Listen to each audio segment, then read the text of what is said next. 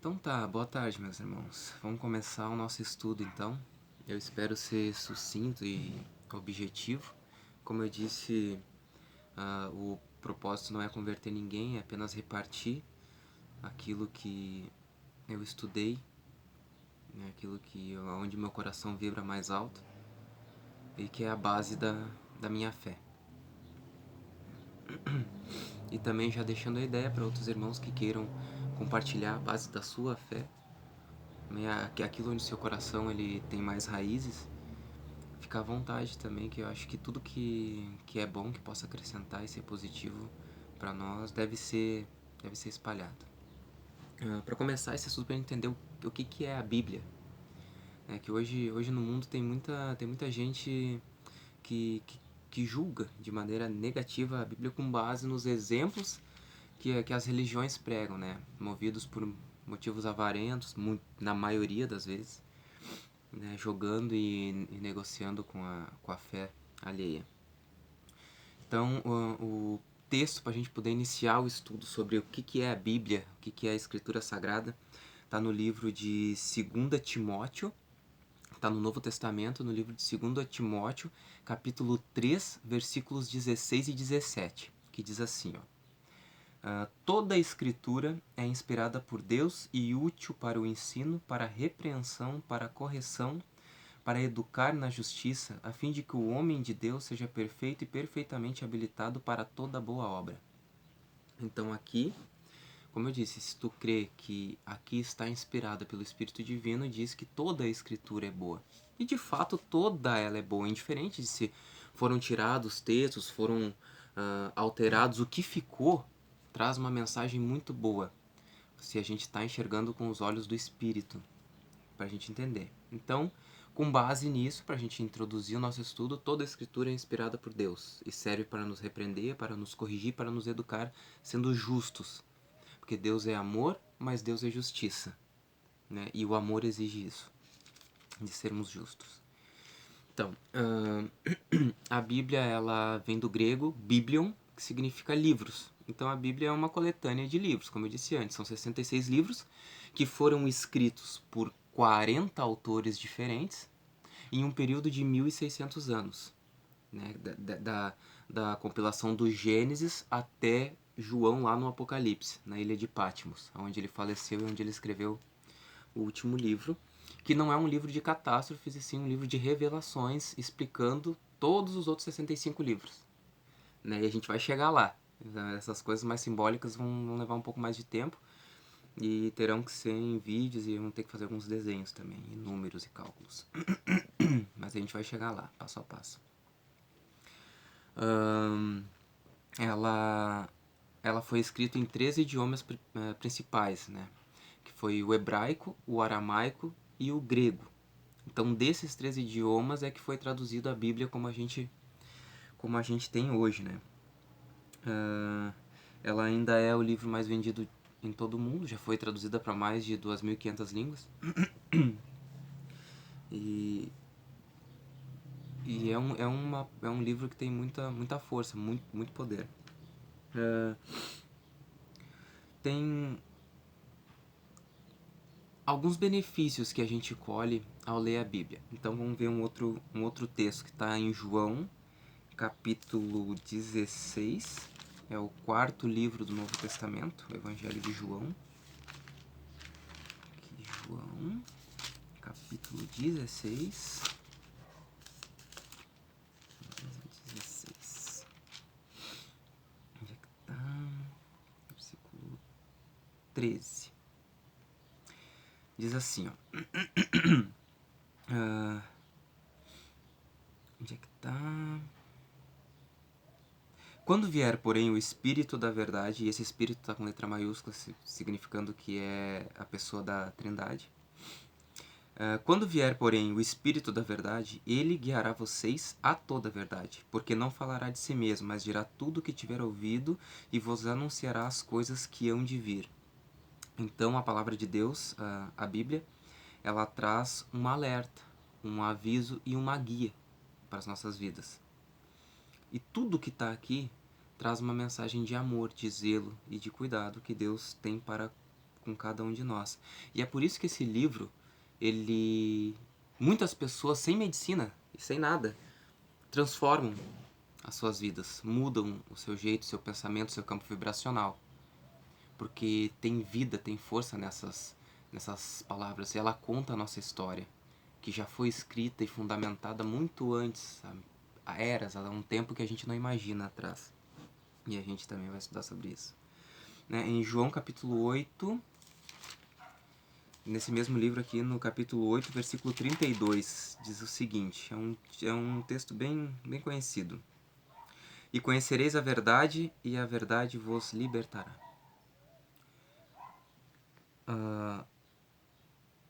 Mas o que é a verdade? Aí diz assim, tu tem a tua verdade, eu tenho a minha verdade. Mas existe uma verdade universal. Existe uma verdade universal, existe, que é o amor.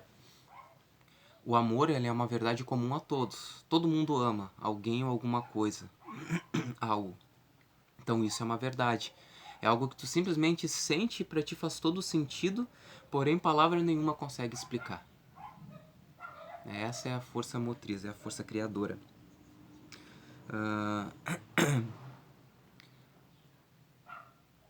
E diz que a verdade vai nos libertar do quê? Da escravidão, da ignorância.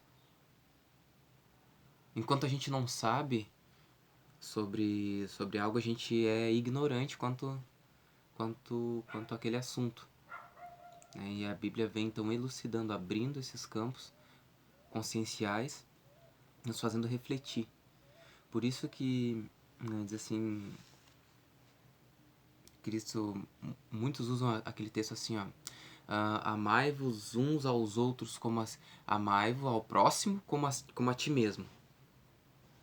Bacana. Mas o homem não se ama. O homem não sabe se alimentar, o homem não sabe escutar música, o homem não sabe ler um livro, o homem não sabe ver uma TV. Então o homem não se ama, ele não se preserva. Então, um pouquinho mais adiante, Cristo fala assim, amai-vos uns aos outros como eu vos amei. Aí já saiu de um padrão que já era alto para um padrão muito elevado. Amar o próximo como Jesus nos amou. Isso é bem difícil. É bem difícil, né? Todos esses homens que escreveram a Bíblia foram inspirados por Deus. Como é que eu sei? Como é que eu creio nisso? Como é que eu não vou saber que assim, o Kenneth escreveu o que ele quis, o Ezequiel escreveu o que ele quis, outros escreveram o que quiseram? É simples, eu usava esse exemplo antigamente e vou usar ele agora. Quando você entra numa sala de aula, tá? Em uma faculdade, por exemplo. Então você chegou lá, o professor chega e diz assim, agora vocês peguem caneta, papel e escrevam o que vocês entendem sobre razão social. Beleza, eu vou escrever o que eu entendo disso, a Mariazinha vai escrever o que ela entende, o Pedrinho, o Joãozinho, cada um vai dar a sua versão. E lendo ali na frente vai ficar bem claro que esse texto é de um, esse texto é de outro, pela grafia, pela linguagem, tudo isso. Agora, se tu entra na sala e o professor diz assim, peguem papel e caneta e anotem o que eu vou falar sobre razão social. Então, todos os cadernos, todas as folhas, todos os alunos irão escrever as palavras do professor. E ela será uniforme. Todos terão o mesmo texto. Se tu pegasse a Bíblia hoje e apagasse, vamos dizer assim que tu embaralhasse um pouco os livros aqui. Em vez de Atos ser o 5º livro do Novo Testamento, botar ele para 7º livro. Aí apagasse o nome. Quem saberia, com certeza, dizer em que momento que mudou o autor? Porque eles viveram em terras diferentes, em culturas diferentes, tempos diferentes, ambientes, né, o social, o meio em que ele vive diferente. Então, como é que a gente explica assim a uniformidade dessas palavras? Porque isso não foi mudado. Não adianta refutar isso, tentando dizer que isso foi lá com Constantino, que ele mudou o modo das palavras. Não, ele alterou a colocação dos textos. Alguma coisa assim, mas a essência ele não conseguiu mudar. Isso não conseguiu e ninguém vai conseguir. Porque isso também é uma promessa, é uma profecia sobre isso. Então isso não tem como acontecer. Então agora a gente entendendo sobre isso, né, o que é a Bíblia, então é um livro, né, Biblion, livros, 66 ao todo, 39 estão no Antigo Testamento, 27 estão no Novo, foram inspirados por Deus, escritos por 40 autores em um período de 1600 anos e depois compilado, assim como a gente conhece. Mas tem uma parte na Bíblia que não foi escrito por homens. Então a gente poderia colocar aí que seriam 41 autores, né? Então vamos lá no livro de Êxodo. No livro de Êxodo, capítulo 31. Onde é que tá Êxodo? Êxodo é o segundo livro do Antigo Testamento. Êxodo 31, versículo 18. Onde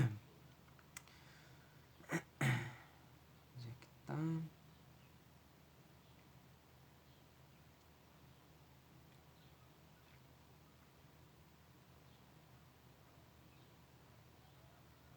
Aqui. Eu tô em Deuteronômio, no livro de Êxodo, por isso que eu não tava achando aqui. Êxodo 31, versículo 18. Pra gente entender qual é a única parte da Bíblia que não foi escrito por homens. E por que Deus não deixou que homens escrevessem isso?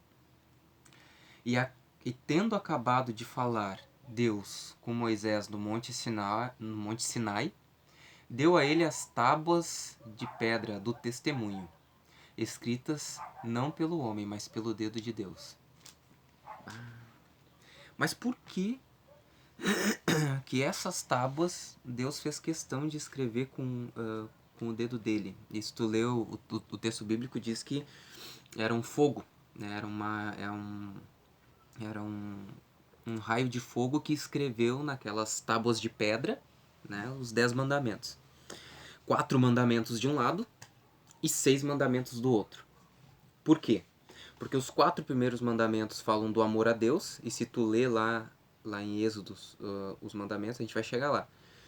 Mas se você quiser ler agora, você vai ver que os 4 primeiros vão tratar de ter um único Deus, não fazer para ti imagem, não adorar imagens e esculturas, não falar o nome do Senhor Deus em vão e lembrar do dia de sábado para o santificar, porque em 6 dias fez Deus os céus e a terra e tudo que nele há, e ao 7º dia descansou e o abençoou e o santificou. Então isso está falando de relação com Deus, né, os 4 mandamentos. Os outros 6 mandamentos está falando de amor ao próximo, que é honrar pai e mãe, não adulterar, não matar, não furtar, não cobiçar, essas coisas. Então tá bem exemplificado. Mas por que Deus fez em pedra? Lá no livro de Isaías, eu não lembro o texto agora, mas a gente ainda vai estudar e eu vou recordar esses textos pra gente debater. Diz que vai chegar um tempo em que Deus vai tirar o coração de pedra que está em nós e nos dará um coração de carne. Porque o nosso coração ele é muito duro. Então Deus diz que é um texto que está falando sobre uma obra, uma transformação, uma transmutação que o Espírito Santo irá fazer em cada um de nós. Então Deus escreveu nas tábuas de pedra, simbolizando que aquelas leis devem estar impressas também no nosso coração através desse fogo divino que escreveu naquelas pedras lá. Porque enquanto há um coração de pedra aqui, as leis de Deus devem estar enraizadas em nós. E quando elas estão enraizadas, os mandamentos não se tornam algo a ser cumprido, mas algo que já está sendo vivido nas nossas vidas. Ah, mas isso foi lá no Antigo Testamento, isso não serve mais. Não, porque lá no Novo Testamento, no livro de Timóteo, se não me engano, mas nós também vamos chegar lá, fala que não importa o tempo que passe, nem um tio e nem um i mudará da lei. E Cristo diz assim, eu não vim aqui para anular a lei, eu vim aqui para cumprir. Olha o que ele está dizendo, eu não vim aqui cumprir para que depois vocês não precisem fazer mais nada e não precisem obedecer a Deus. Eu vim aqui para mostrar o jeito certo de viver uma vida dentro da lei divina.